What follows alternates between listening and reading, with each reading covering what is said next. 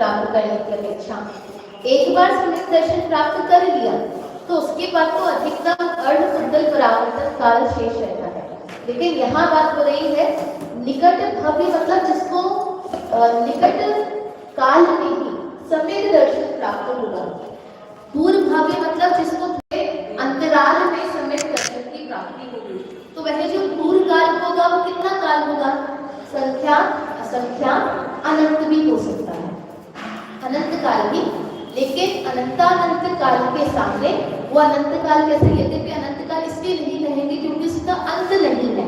तो संख्या असंख्या के दो समय हम उसमें ले सकते हैं, जिसका भव्यपना या सम्यक दर्शन प्राप्त करने की योग्यता संख्यात असंख्यात वर्षों के काल में उसको प्राप्त होगा। वह दूर भव्य है, लेकिन निश्चित रूप से प्रकट होकर मुक्ति की प्राप्ति वह करेगा। जैसे हम समझ सकते हैं हमें से अधिकतर जीव जो होंगे वो दूर भव्य के अंतर्गत आएंगे। निकट भव्य वाले हम नहीं दिखाई दे रहे हैं, हम दूर भव्य वाले ही थोड़े दिखाई दे रहे हैं। ये तो निश्चित है कि हम भव्य होंगे और मुक्ति की प्राप्ति करने की योग्यता भावना ही दिखाएंगे कि मुक्ति की प्राप्ति अवश्य होगी ही। तो दूर जो निकट भव्य होंगे वे जीव अभी कहाँ होंगे? वे सर्वार्थ सिद्धि में होंगे। इस प्रकार के जो जीव है वो सर्वार्थ सिद्धि में अभी विराजमान होंगे। या अच्छे जो पद जिनको प्राप्त होते हैं ना, 63 शलाका पुरुष वाले जो पद होते हैं, जो हमारे 100 कितने 157 जो हमारे महापुरुष होते हैं, ये हमारे निकट भव्य के अंतर्गत आते हैं। क्योंकि ये जीव निश्चित रूप से कुछ भावों के पश्चात इनको मोक्ष की प्राप्ति जो है वो होती ही होती है। इस भाव में जो अभी सम्यक दर्शन कर लेगा वो भी तो आएंगे बिल्कुल। जिसने अभी जैसे ये जो जिसने अभी सम्यक दर्शन प्राप्त किया तो उसका भी जो अधिकतम काल है वो अर्धकुंडल परावर्तन काल है। लेकिन यहाँ जो निकट बने की बात हो रही है वो सम्यक दर्शन प्रकट करने की अपेक्षा है कि हमें हमारे हमसे सम्यक तो कितना दूर है या हमसे सम्यक तो कितना निकट है। और जो दूरानुदूर होंगे वो कैसे होंगे? क्योंकि अगर यहाँ सम्यक दर्शन की अपेक्षा बात करें, सम्यक दर्शन के बाद के काल की अपेक्षा बात करें तो फिर दूरानुदूर नाम की कोई भव्य संज्ञा नहीं बनेगी। यहाँ पे सम्यक दर्शन की अपेक्षा है कि जो जीव अभी मिथ्या दृष्टि है वह मिथ्या दृष्टि जीव को कितने काल बाद सम्यक प्रकट होगा। तो निकट भव्य को जल्दी शीघ्र प्रकट होगा, दूर भव्य को थोड़े काल बाद संख्यात असंख्यात वर्षों के बाद होगा। और जो दूरानुदूर भव्य होंगे उनका जो सम्यक दर्शन है इतना दूर होता है कि वो वहां तक पहुंच ही नहीं पाते हैं, उनको प्रकट कभी प्रकट नहीं हो पाता है, इतना दूर रहता है। तो भव्यपना होने पर भी वे अभव्य के समान भी उनको कहा गया है। इस प्रकार से हमने भव्यत्व और अभव्यत्व की चर्चा हमने की थी। अब अगले प्रश्न की ओर चलते हैं। जीवत्व गुण किसे कहते हैं? पेज नंबर 23 पर 121 नंबर का यह प्रश्न है और यहाँ पे कहते हैं जिस शक्ति के कारण आत्मा प्राण धारण करता है उसे जीवत्व गुण कहते हैं। अर्थात जिस शक्ति के कारण जीव जीता है उस जीवत्व के कारण ही जीव का नाम जीव पड़ा है। जिस शक्ति के कारण जो आत्मा है, जो जीव द्रव्य है, वो जिसके कारण जीता है। और जीने का मतलब यहाँ क्या है? जो चैतन्य प्राण धारण करता है, जो जानना देखना हमारे अंदर हो रहा है, जो चेतनता हमारे अंदर दिखाई देती है, ये किसके कारण दिखाई देती है? ये जीवत्व गुण के कारण दिखाई देती है। मतलब हम ज्ञान दर्शन के कारण नहीं जी रहे, हम जीवत्व गुण के कारण हम जी रहे हैं। जैसे ये जो इंटेलिजेंस कई बार जो कहते हैं कि जैसे अभी जो रोबोट्स वगैरह बनाए हैं ये भी तो जानते हैं देखते हैं, वो इतने अच्छे से जानते देखते हैं जितना हम भी नहीं जानते देखते हैं। ठीक है, तो ज्ञान दर्शन उनमें है कि नहीं है? कि नहीं है। तो वो क्या है जो वो जान रहे हैं? आपको देखकर उन्होंने सब कुछ बता दिया कि आप कैसे हो। ठीक है, जो रोबोट है आपने उसको कोई इंस्ट्रक्शन दिया और वो काम करके आ गया, उस तरीके का काम उन्होंने किया। हमने कंप्यूटर में कुछ हमने जो कहीं कमांड हमने दिया और उसने वैसा का वैसा रिस्पॉन्स किया। तो ये कैसे हो रहा है? अगर उसमें ज्ञान नहीं है, हमें जो नहीं जानकारी नहीं होती हम कहाँ से लेते हैं? इंटरनेट से। तो ज्ञान कहाँ पर है? हम में है कि इंटरनेट में है? तो ज्ञान वाले हाँ, और उसने प्रोग्राम वो सेट करा। ठीक है, एक बार मनुष्य ने उसमें सेट कर दिया ठीक है, लेकिन वो कार्य कैसे कर रहा है, ये जो काम जो चल रहा है, हाँ इलेक्ट्रिक से तो ये पंखे और ये भी चल रहे हैं, लेकिन इनमें तो ऐसी जानकारी इसी किसने किया था, रोबोट ने। हाँ बताओ, ऑपरेशन का जो है वो रोबोट्स के माध्यम से जो ऑपरेशन है, हमें लगता है कि ये जो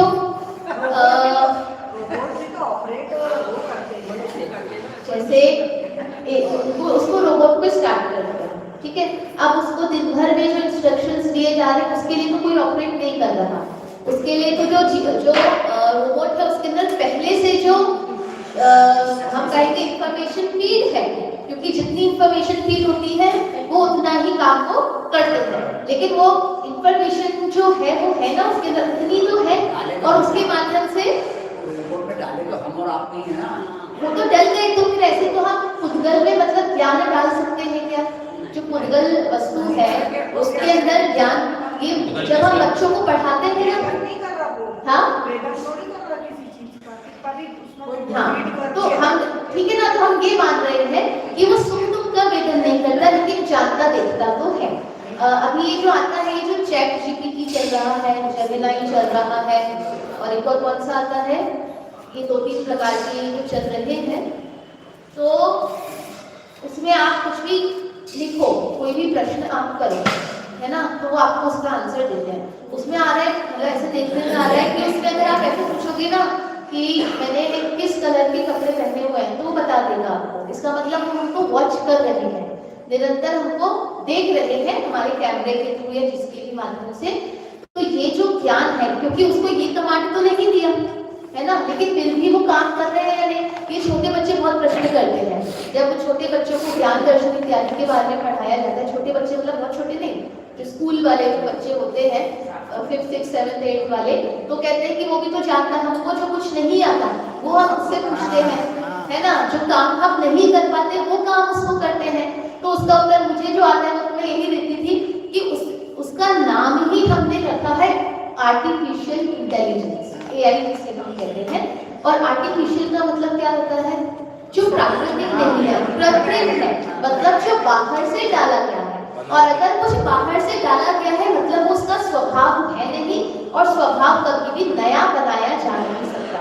जो अनादि काल से अनंत काल से वस्तु का स्वरूप होता है वही उसका स्वभाव कहलाया जाता है। ये हमने उसमें आर्टिफिशियल तरीके से उतनी जो नॉलेज है वो हमने स्टोर की है, मात्र इतना, और जितना स्टोर हम करते हैं, ये रोबोट्स वाली 2-3 मूवीज जैसे आई हैं, तो आप उसमें देखना, उसमें यही चीज दिखाई गई है कि उसको जितना उसमें स्टोर किया गया है तो उतना ही काम कर पाता है, उससे अधिक वो नहीं कर पाएगा। अगर उसको बोला गया है कि आपको आग में कोई आग जल रही है और आपको उसमें से आग जलती देखकर आपको बच्चे को या किसी व्यक्ति को बचाना है, तो वो उसको एक आदमी को बचाने का इंस्ट्रक्शन दिया, तो बाकी आदमी को देखेगा ही नहीं, क्योंकि उसने इंस्ट्रक्शन कितना दिया है, एक ही को दिया, बाकी जलते हुए उसको दिख भी रहे होंगे तो वो उसको नहीं बचाएगा। तो ऐसे उसमें रोबोट मूवी भी आई, तो उसमें भी आप देखोगे पूरा उसमें इसी चीज को दिखाया गया है कि हम जितना उसमें हाँ इंफॉर्मेशन डालेंगे, जो हम उसमें स्टोर करेंगे वो उतना ही काम कर पाएगा, उससे अधिक नहीं कर पाएगा, क्योंकि वो कैसा है, वो आर्टिफिशियल है।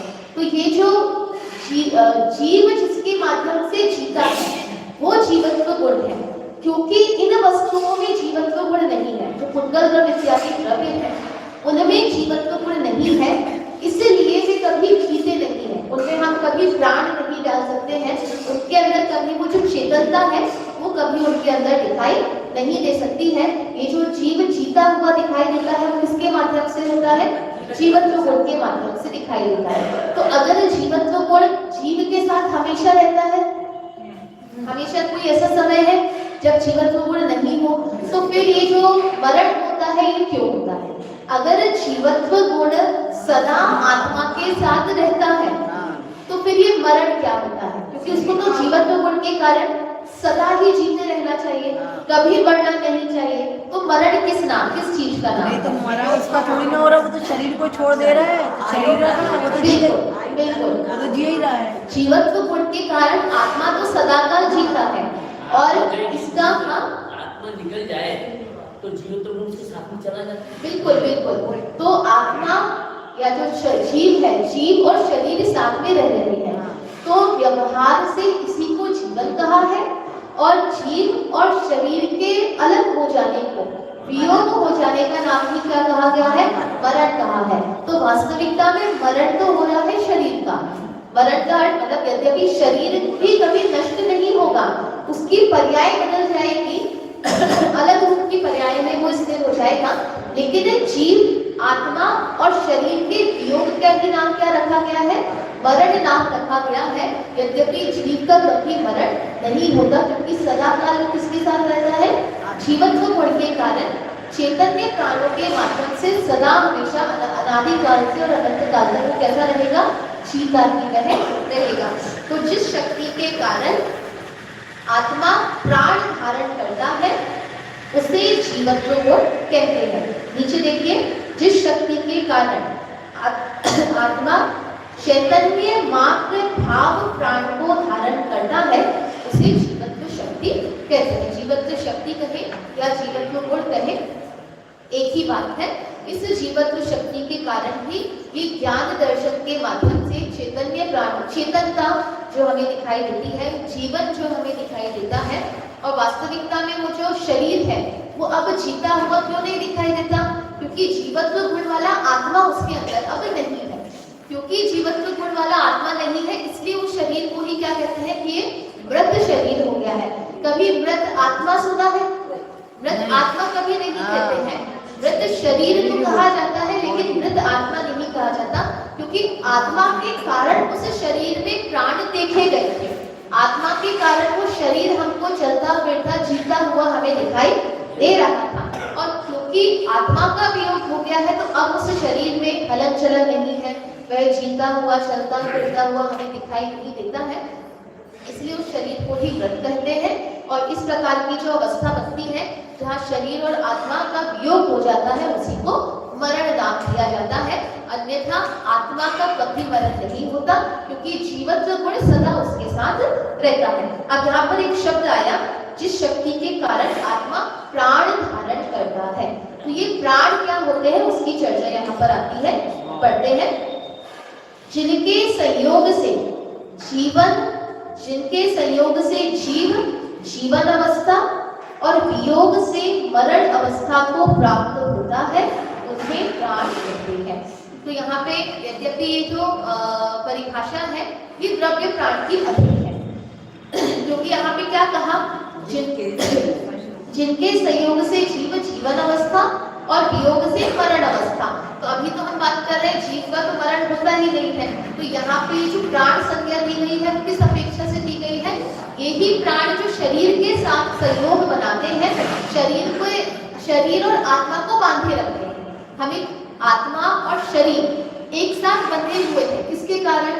प्राणों के कारण। ये जो प्राण है यही जीव को और आत्मा को अलग अलग नहीं होने देते, और जहाँ प्राण अलग हुए उसी का नाम क्या होता है? उसी का नाम मरण कहा गया है।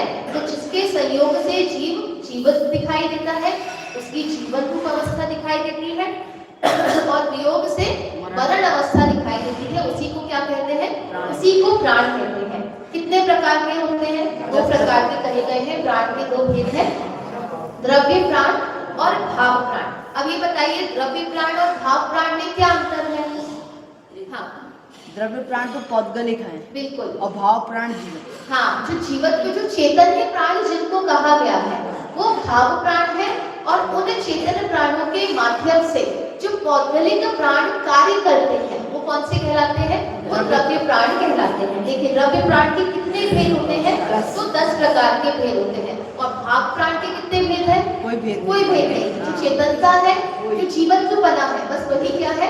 उसी को भाव प्राण कहा जाता है। द्रव्य प्राण के 10 भेद है। आज हम ये याद करके जाएंगे हम सभी किस जीवों के कितने प्राण होते हैं और किस प्रकार के होते हैं, ये हम लर्न करेंगे आज।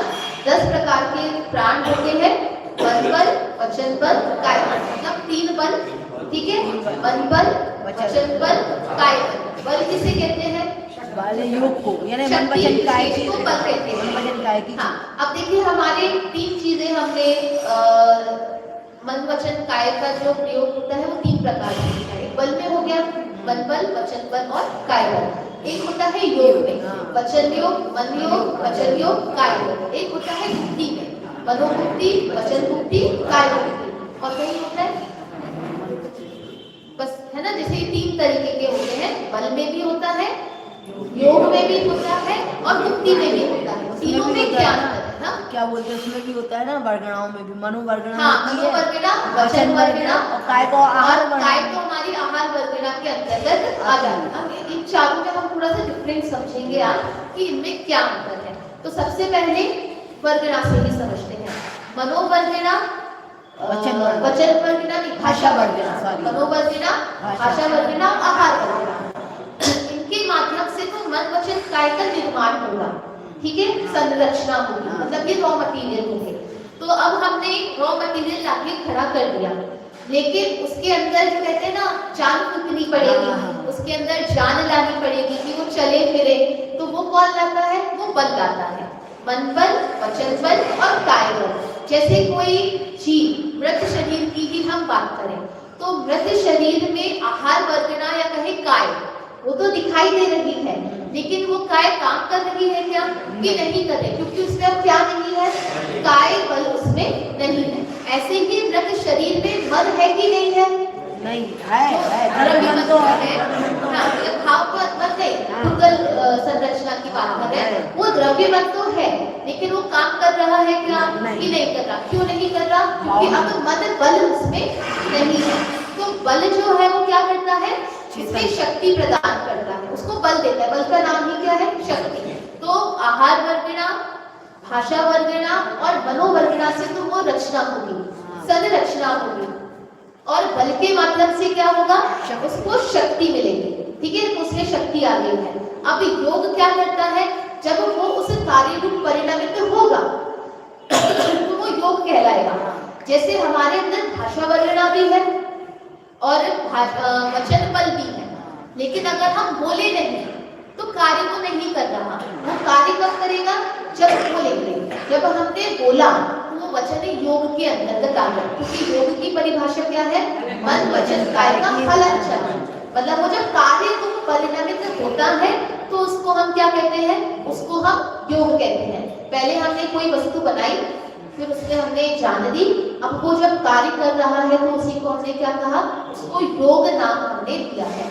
अब ये जो योग है ये हलन चलन कर रहा है, लेकिन इतनी हलन चलन करता है कि बहुत कर्मों का आश्रय पड़ता है। तो कहते हैं भाई इतनी हलन चलन नहीं करो, क्योंकि जितनी ज्यादा हलन चलन होगी कर्मों का आश्रय अधिक होगा। तो अब इसको क्या करो? थोड़ा समेटो, इसको थोड़ा सा कम प्रयोग करो, इसी का नाम हम सीमित करो। इसी का नाम होता है गुप्ति, कि जो हमारी हलन चलन हो रही है मन वचन काय की हलन चलन को गुप्त कर देना। गुप्त कर देना मतलब छुपाना, उसको सीमित कर देना, संयमित कर देना, उसका नाम है मन मुक्ति, वचन मुक्ति और काय मुक्ति। जैसे मान लीजिए एक गाड़ी बनाई है, ठीक है, एक हमने बाइक बनाई, तो ये जो संरचना हुई है बाइक की, ये तो हुई है वर्गणा, ठीक है। अब ये ऐसे तो चलेगी नहीं, इसके अंदर पेट्रोल वगैरह डालना पड़ेगा, इंजन वगैरह काम करने वाला होना चाहिए, तब वो चलेगी। तो मान लीजिए हमने उसमें पेट्रोल डाला तो उसकी शक्ति है, तो ये हो गया बल। लेकिन खड़ी हुई है तो चल तो नहीं रही, तो अभी योग नहीं है। योग कब होगा? जब वो चलेगी, ठीक है। खड़ी हुई गाड़ी में पेट्रोल सहित गाड़ी में वर्गणा भी है और बल भी है, लेकिन योग अभी नहीं है। जब वो चलेगी गाड़ी तो उसमें क्या होगा? योग होगा। अब वो जो जिसको भी गाड़ी चलाने दी है वो इतनी स्पीड से चला रहे हैं कि एक्सीडेंट ना हो जाए, उसका डर लग रहा है, तो उनसे क्या कह रहे हैं? चलाओ, लेकिन कैसे चलाओ? धीरे धीरे चलाओ। जितनी धीरे चलाओगे उतनी क्या रहोगे? सुरक्षित रहोगे। अब वो जो अपनी तेज स्पीड को वो धीमा कर रहा है, वही क्या है? वही मुक्ति कही गई है। इस प्रकार से वर्गणा, बल, योग और मुक्ति में अंतर है। जहाँ जहाँ हमको ये शब्द मिलते हैं, मन वचन काय के जो शब्द मिलते हैं उनमें ये अंतर हमने समझा है। देखिए अभी हम बल की अपेक्षा से बात कर रहे हैं। द्रव्य प्राण के 10 भेद हैं। मन बल, वचन बल और काय बल। अब मुझे बताइए जो द्रव्य प्राण आया उसके पहले वर्गणा बनी कि नहीं बनी? बनी, क्योंकि बल तो आधार, मतलब जो वर्गणा है वो आधार है और बल उसके आधेय है। पेट्रोल हम लेकर आ गए पर गाड़ी नहीं है तो भरेंगे किसने, है ना? तो वो जो बल है, जो शक्ति है वो किसको देंगे? तो उसके लिए जो संरचना होनी चाहिए वो संरचना होगी, फिर उसके अंदर जो बल है। अच्छा बताइए, मनोवर्गणा बनी, उसके कितने टाइम बाद मन बल आएगा? एक साथ चालू होते हाँ, हैं और पूर्णता पूर्णता बाद में होती है, प्रारंभ एक साथ होते हैं। हाँ, पर्याप्ति अपर्याप्ति जो होती है वो उसी आधार पर उसका जो भेद है वो बना है। मतलब जैसे ही मन बल मनोवर्गणा के माध्यम से मन बना, मन बल के साथ ही बना है। पूर्णता धीरे धीरे उसकी हो सकती है। और जैसे कि रसना इंद्रिय मिली, वैसे ही वचन बल भी क्या हुआ है, उसके साथ ही मिला है। और शरीर भी जैसे आहार वर्गणा का कार्य जैसे ही प्रारंभ हुआ, काय बल भी क्या हुआ, उसके साथ ही प्रारंभ वहां पे हो जाता है। तो 3 तो बल हो गए हमारे, मन बल, वचन बल, काय बल। फिर हमारी 5 इंद्रियां, स्पर्शन, रसना, घ्राण, चक्षु, कर्ण इंद्रिय और श्वासोच्छ्वास और आयु। ये श्वासोच्छ्वास क्या होता है?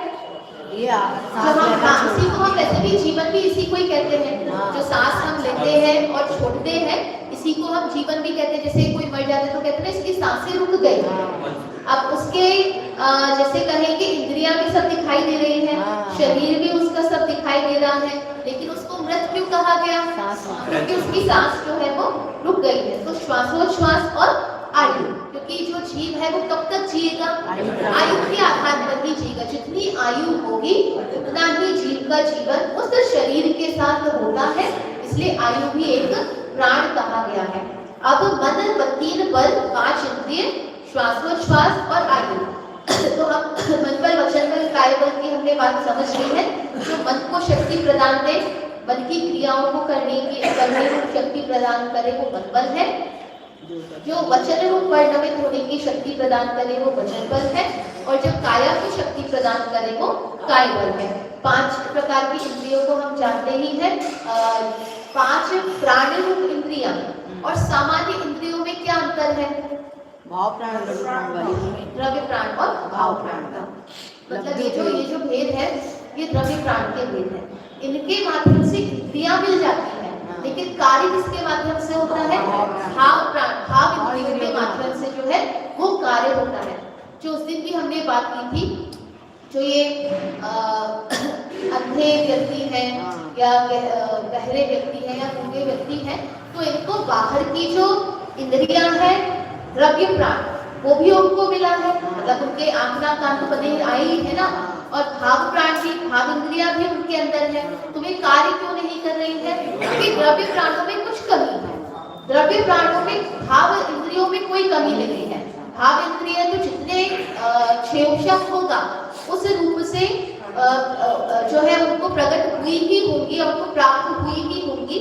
जो अंतर पड़ता है कि देख नहीं पा रहे, सुन नहीं पा रहे, बोल नहीं पा रहे हैं, वो किसके माध्यम से होता है? वो द्रव्येंद्रियों में कुछ ना कुछ कमी होने के कारण। और क्योंकि अब आज जैसे हमारे इतना आगे बढ़ गए हैं तो कुछ ना कुछ इलाज के माध्यम से, इसलिए जो अंधे हैं वो देख पा रहे हैं, दूसरों की आंखें कहते हैं ना नेत्रदान महादान, तो उनकी आंखों में क्योंकि कमी थी, उनके अंदर शक्ति थी इसीलिए दूसरे की आंख लगने पर वो देख पाए हैं। उनके अंदर शक्ति थी इसलिए कान की मशीन लगने के कारण वो सुन पाए हैं। और उनके अंदर शक्ति थी इसलिए वो जो स्पीच थेरेपी वगैरह होती है तो कई बार गूंगे लोग भी थोड़े थोड़े जो शब्द है वो थोड़ा थोड़ा वो बोल पाते हैं। एक तो जो स्वर इत्यादि होते हैं वो थोड़े से उनको स्पीच थेरेपी वगैरह कुछ कराया जाए तो थोड़े बहुत बोलने में सक्षम वे भी हो जाते हैं। या कई बार गले का ऑपरेशन कुछ चिपका हो, कुछ कमी हो तो नसें वगैरह जोड़ के या उसको सही करके वो भी जो है उतना स्पष्ट ना भी बोले लेकिन थोड़ा बहुत में बोल पाते हैं। तो क्यों बोल पाए हैं? क्योंकि अंदर में इंद्रियां जो है वो सक्षम थी। जो 4 इंद्रिय वाला जीव है उस या 3 इंद्रिय वाला है या 2 इंद्रिय वाला है, उसको हम आँख नाक कान लगा दें, पेट में लगा दें, हम 2 कान लगा दें, 2 आंखें लगा दें, है ना, तो बोल पाएंगे क्या? नहीं बोल पाएंगे। क्यों नहीं बोल पाएंगे? हाँ, क्योंकि उनके अंदर भाव इंद्रिय जो शक्ति है वो विद्यमान नहीं होती है। तो ये जो प्राण है ये वास्तविकता में बाह्य प्राण है, ये द्रव्य प्राण है। मतलब पौद्गलिक संरचना के आधार पर जो प्राण हमें दिखाई देते हैं वे प्राण है। अंतरंग में काम करने वाला मशीन, जिसे हम कहते हैं ना मशीनरी, कौन है? भाव प्राण है। भाव प्राण है। हाँ। हमें ये जो घड़ी वगैरह चलती दिखाई दे रही है, ये घड़ी ये नहीं चल रही है, कौन चल रहा है? हाँ, सेल भी नहीं चल रहा है, सेल की बैटरी। हाँ वो मशीन, हाँ। क्योंकि बिना मशीन के सेल चिपका दो नहीं तो हाँ। तो काम करेगी क्या? वैसे कहे तो सेल भी है, ये सब मिलके जैसे इतनी हाँ। सारी चीजें मिलकर एक जीव के प्राण बना रही है, ऐसे ही हाँ 5 समवाय जैसे होते हैं, ऐसे ही वो मशीनरी के भी, एक मशीन में भी कितने तार होंगे और कितने उनको सेटअप रहता है, उसके माध्यम से वो मशीन चलती है। लेकिन गॉड मतलब स्थूल रूप से कहे तो वो मशीन के कारण पूरी घड़ी क्या हो रही है? चल रही है। एक इंजन के कारण इतनी बड़ी जो ट्रेन है वो चलती है, बाकी के डब्बे चलने में सक्षम नहीं है, या कहें सक्षम तो है लेकिन चल नहीं सकते, क्योंकि अगर सक्षम नहीं होते तो इंजन में उनको चला नहीं पाता। अगर वो जो ट्रेन के डब्बे में से पहिए निकाल दो, अब इंजन से बोलो चलाओ, इसलिए कहा ये जो भाव प्राण जिसमें होता है तभी द्रव्य प्राण काम करता है। अगर अंतरंग में शक्ति नहीं हो तो बाह्य में कितने भी सहायक या सहयोगी मिला ले वो कार्य नहीं किया जा सकता। बहुत अच्छी इसके आत्मख्याति में पंक्ति आती है, पर मेरे को ध्यान नहीं है, वो संस्कृत में जो टीका में लिखा गया है जिसमें कहा है कि अनेक सहायक मिलने पर भी अगर स्वभाव नहीं हो तो उस रूप कार्य कराने में कोई भी सक्षम नहीं है, चाहे कितने भी सहयोग या कितने भी निमित्त वहां पर उपस्थित कर दिए जाए।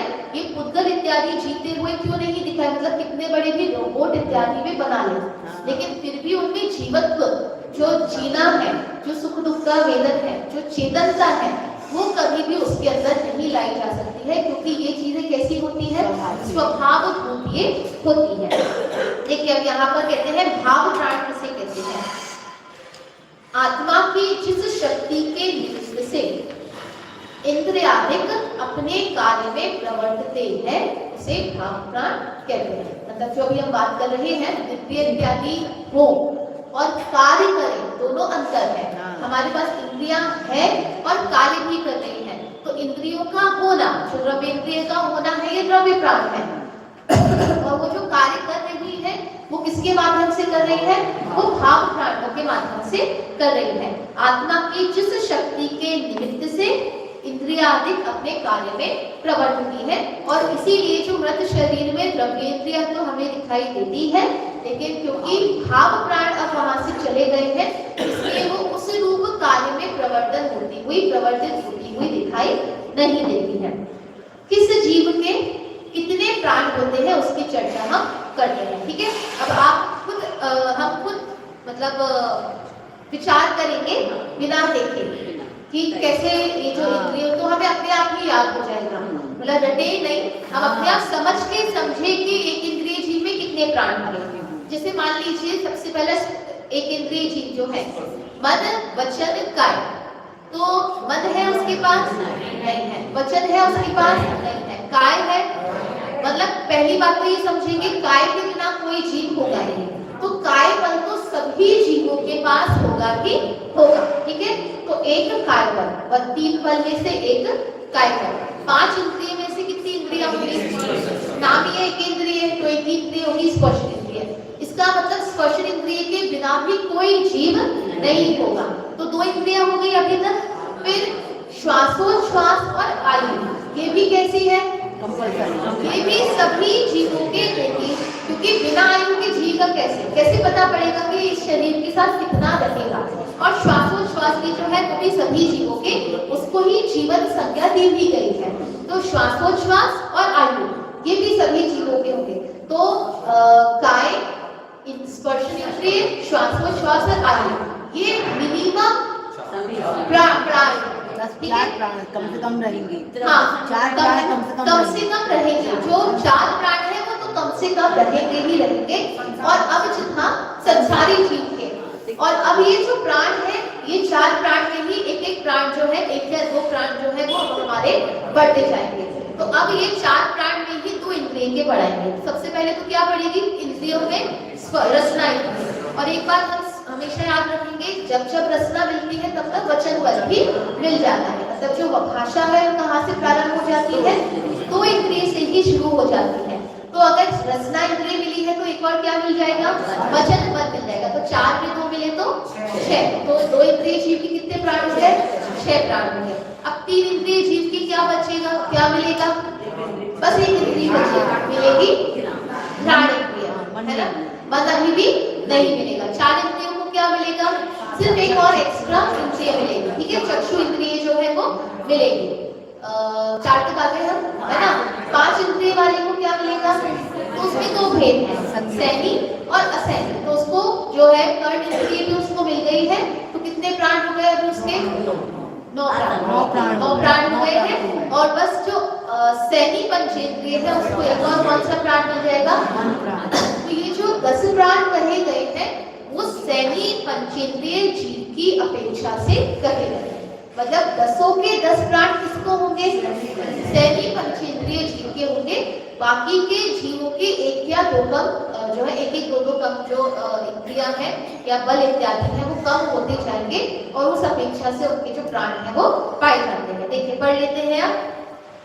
एक इंद्रिय जीव के 4 प्राण, स्पर्शन इंद्रिय, काय बल, श्वासोच्छ्वास और आयु। श्वास और उच्छ्वास, इसको भी थोड़ा सा समझ लेते हैं। श्वास और उच्छ्वास का मतलब क्या है, आना पाना भी इसे कहते हैं, आना और जाना। मतलब सिर्फ हम सांस लेते नहीं है, हम सांस छोड़ते भी हैं। तो श्वास लेना वो श्वास है, हवा अंदर लेना, ऑक्सीजन अंदर लेना वो श्वास है, और छोड़ना वो उच्छ्वास है। तो ये श्वासोच्छ्वास इसको कहते हैं कि वो जो हवा है ये सभी ऑक्सीजन नहीं लेते, सबका अलग अलग है, क्योंकि पेड़ तो अलग अलग पेड़ है वो तो उल्टा लेते हैं हमसे, तो इसलिए हवा हम समझेंगे वायु, ठीक है। वायु जो है, वायु अंदर लेना और अंदर से छोड़ना, इसको दोनों को मिला के जो श्वासोच्छ्वास है वो शब्द यहाँ पे बनता है। क्योंकि सिर्फ अंदर लेगी तो भी जीवन नहीं बचेगा, बाहर छोड़ दी तो भी जीवन नहीं बचेगा। दोनों काम होना जरूरी है, लेना भी है और छोड़ना भी है। इसलिए कहते हैं ये जो सांस है ये हमको जीवन का मंत्र देती है कि हमको सिर्फ लेने का काम नहीं करना चाहिए, देने का काम भी हमें करना चाहिए। मात्र लेना ही एकमात्र हमारी प्रवृत्ति नहीं होनी चाहिए, जितना लेते हैं उतना देना भी हमें चाहिए। और दूसरी तरीके से हम समझे, जो दोगे वही मिलेगा।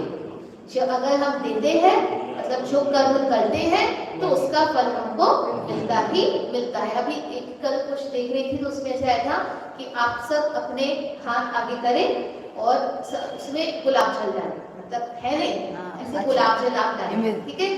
हाँ ऐसे गैस करें या, और वो करा रहे थे, ठीक है, जैसे आप लोग करिए, चलिए हाथ आगे करिए, इसमें गुलाब जल डालिए, ठीक है, और गुलाब जल के ऊपर फेंकिए। क्या गिरा आपके ऊपर, क्या गिरा, गुलाब जल गिरा। अब मिट्टी डालिए, मिट्टी फेंकिए, क्या गिरा आपके ऊपर, तो वो वहाँ पे कह रहे थे डालोगे, हाँ जो देते हैं वही मिलता है। तो मतलब ये जीवन की प्रक्रिया है कि कहीं भी सिर्फ मतलब वन में कहीं भी नहीं है, 2 वे काम चलता है, जो करेंगे वही मिलेगा। और इसलिए जो मिलेगा उस रूप जो प्रदान करने का जो कार्य है वो भी हमें करते रहना चाहिए, ठीक है। तो यहाँ पे देखिए श्वासोच्छ्वास की जो हम बात कर रहे थे, जो वायु है उसका छोड़ना और ग्रहण करना वो श्वासोच्छ्वास है। 2 इंद्रिय जीव की 6 प्राण है, मतलब 2 इंद्रिय वाले जीव के 2 प्राण एक्स्ट्रा बढ़ते हैं, उसके बाद एक प्राण ही बढ़ता है। पूर्वोक्त 4 स्पर्शन इंद्रिय, कायबल, श्वासोच्छ्वासन, आयु तथा रसना इंद्रिय और वचन बल। फिर 3 इंद्रिय जीव के 7 प्राण है, पूर्वोक्त 6 और घ्राण इंद्रिय। चतुरिंद्रिय जीव के 8 प्राण, पूर्वोक्त 7 और 1 चक्षु इंद्रिय। असैनी पंचेंद्रिय जीव के 9 प्राण, पूर्वोक्त 8 और 1 कर्णेंद्रिय। सैनी पंचेंद्रिय जीव के 10 प्राण होते हैं, पूर्वोक्त 9 और 1 मन बल। इस प्रकार से जो 10 प्राण है वो सभी जीवों के, संसारी जीवों के पाए जाते हैं। अब यहाँ पे कहते हैं भाव प्राण के कितने भेद पूछ लेते हैं। 10 प्राणों के नाम बताइए। हाँ, चलिए यहाँ याद से करो। बहुत सरल है। 5 इंद्रिय, 3 बल, श्वास और आयु। अब मुझे 4 इंद्रिय जीव के कितने प्राण होते हैं बताइए। 5 इंद्रिय सैनिक के होंगे 9। ओ सॉरी सैनिक के, हाँ 4 इंद्रिय जीव के कितने होंगे 8। और कौन से? आयु, श्वास हो गया, हाँ स्पर्शन, रसना, घ्राण, चक्षु। 4 इंद्रिय है ना, चक्षु। और बल में से वचन, बल और काया। ऐसे 8 प्रकार के प्राण होते हैं। अब चलिए भाव प्राण के कितने भेद हैं? तो 2 भेद है भाव प्राण के, भाव इंद्रिय और भाव बल। एक बार इसमें हम ये समझते हैं इनको प्राण क्यों कहा गया है।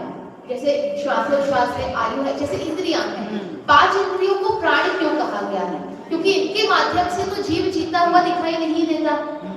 अगर 5 इंद्रियां मान लीजिए किसी के 1-2 इंद्रियां भी काम नहीं कर रही है तो वो जी रहा है कि नहीं जी रहा है? तो फिर इनको प्राण क्यों कहा गया है? क्योंकि अभिव्यक्ति तो इनके यानी जो प्राण की अभिव्यक्ति है इनके माध्यम से ही होती है ना। पर वही मैं कह रही हूँ कि जो जैसे मान लीजिए जो हमारे संगी पंचेंद्रिय जीव है उसके 3-4 प्राण तो 3-4 इंद्रियां काम नहीं कर रही हो, दिखाई भी नहीं देता हो, सुनाई भी नहीं देता हो, बोल भी नहीं पाता हो, और हाँ मतलब बोल भी नहीं पाता हो क्योंकि स्पर्शन इंद्रिय तो काम करती ही है और रसना इंद्रिय भी काम करती है। वचन बल मान लीजिए उनके नहीं है। तो अब इतनी इंद्रियों के माध्यम से या बल के माध्यम से तो कार्य जो है वो होता नहीं दिखाई दे रहा, तो इनको प्राण क्यों कहा? इनसे जीवन भी जीते हुए दिखाई नहीं देते, मतलब इनके कारण तो जीवन है नहीं, तो कहते हैं इसलिए इसको प्राण कहते हैं क्योंकि जब तक प्राण रहते हैं ये तब तक काम करती है। अच्छा, हाँ, जब से प्राण प्रारंभ होते हैं तब से लेकर जब तक प्राण होते हैं तब तक ही काम करती है, उसके बाद वो काम नहीं कर सकती। मतलब अगर कार्य कर रही है, इनके नहीं कार्य नहीं करते हुए भी प्राण तो हो सकते हैं, लेकिन अगर प्राण नहीं है मतलब जीवन नहीं है तो ये कार्य करती हुई दिखाई नहीं देती है। इस अपेक्षा से इनको क्या नाम दिया गया है? इनको प्राण नाम दिया गया है, यद्यपि इनके माध्यम से जो जीव है वो जीता नहीं है। एक श्वासोच्छ्वास और आयु के माध्यम से तो जीता है, ये मुख्य रूप से हम कह सकते हैं कि ये प्राण है। या हम बोले काय बल इत्यादि जो है ये भी प्राण हम कह सकते हैं, लेकिन इंद्रियों को प्राण किस अपेक्षा से कहा गया है? क्योंकि जब तक जीव का जीवन रहता है तब तक ही कार्य करती है। देखो यहाँ पे लिखा है ना, जिस शक्ति के निमित्त से इंद्रियादि अपने कार्य में प्रवर्तते हैं, मतलब ये कब तक प्रवर्तन करेंगे? जब तक प्राण होंगे। फिर जैसे ही प्राण चलेंगे तो इनका प्रवर्तन भी दिखाई नहीं देता है। इस अपेक्षा से इनको क्या नाम दिया गया है? प्राण नाम इनको दिया गया है। मतलब अगर श्वासोच्छ्वास रुकी तो सारी इंद्रियां अपने आप रुक गई है, अगर आयु खत्म हुई तो 5 इंद्रियां अपने आप क्या हो गई है? पूर्ण हो जाती है। इस अपेक्षा से इनको प्राण नाम देते हैं। तो 2 प्रकार से भेद कर दिए हैं इसके, भावेंद्रिय और भाव बल, क्योंकि बल और इंद्रियों के भेद यहाँ पर हमको दिखाई दे रहे हैं। तो भावेंद्रिय भाव बल की अपेक्षा से भेद किए हैं। भावेंद्रिय के कितने भेद हैं? तो वही स्पर्शन, रसना, घ्राण, चक्षु और कर्ण। और भाव बल के कितने भेद हैं? 3 भेद हैं, मनोबल, वचन बल और काय बल। ऐसे द्रव्य प्राण और भाव प्राण के भेद हमने देखे हैं। इसकी थोड़ी सी और विशेष चर्चा अरहंत सिद्धों की अपेक्षा से कैसे काम करते हैं उसकी अपेक्षा से कल थोड़ी और चर्चा हम करेंगे। जैसे मनोबल से काफी लेके आएंगे, विस्तार से उसमें दिखाएंगे आप क्या? कल सब लोग काफी लेके हाँ, बैठेंगे। ठीक है, मैं कह बिल्कुल। रही कारण क्या है? कल नहीं, कल से आगे तक मतलब सिर्फ कल नहीं लेके आता है, रोज लेके आइए आप। हाँ, जैसे ये इंद्रियां है ना, द्रव्य इंद्रियां हैं, और क्या कहते हैं जैसे ये मन और वचन, तो मन और वचन का तो जैसे उससे मिल गए हैं। किससे? क्या बोलते हैं, मैंने इनकी पर्याप्ति अलग हो, वो अलग हो गई इनकी। हाँ, क्या कहते हैं पर्याप्त की अपेक्षा और से काय में बाकी सबको ले लेंगे। क्या? काय में अंतर का सबको लेना सब ले लेंगे। काय मतलब किस अपेक्षा से कह रहे हो आप सबको ले लेंगे? हम ऐसा कह रहे हैं जैसे कि मनो और जो मन वन वचन बल और काय बल है, तो मन बल तो जैसे मन में कारण हो गया, वचन बल वचन में कारण हो गया, बाकी अब जो और जो प्राण बचे हैं ना वो सब काय में आ गए। उन सब काय में कारण, हाँ, काय की कारणभूत हो जाएगी ना। काय भी हो जाएगी। मैंने कहा ना, काय बल एक जैसे मुख्य है, श्वासोच्छ्वास मुख्य है और आयु मुख्य है। इनके माध्यम से तो जीवन हमको दिखाई देता है कि अगर शरीर नष्ट हुआ तो प्राण गए हैं, आयु पूरी हुई तो प्राण गए हैं, अगर श्वासोच्छ्वास बंद हो गई है तो प्राण गए हैं। लेकिन इन इंद्रियों के जाने पर प्राण जाते हुए दिखाई नहीं देते। तो इनको प्राण किस अपेक्षा से कहा है? इसी अपेक्षा से कहा है कि कार्य कब तक करेंगे? जब तक प्राण होते हैं तब तक कार्य करेंगे। इनके अगर प्राण नहीं है तो ये भी कार्य करते हुए दिखाई नहीं देते। इस अपेक्षा से उनको प्राण नाम दिया गया है। भैया बोलो, भैया बोल दे। तुम बोल दो, बोले मैं बोल देती हूँ। क्या उसमें? हाँ, आज रात्रि को 8 बजे यहीं से है ना? हाँ, हमारे विराट भवन से साक्षी जी मोदी के जो सुपुत्र की प्राप्ति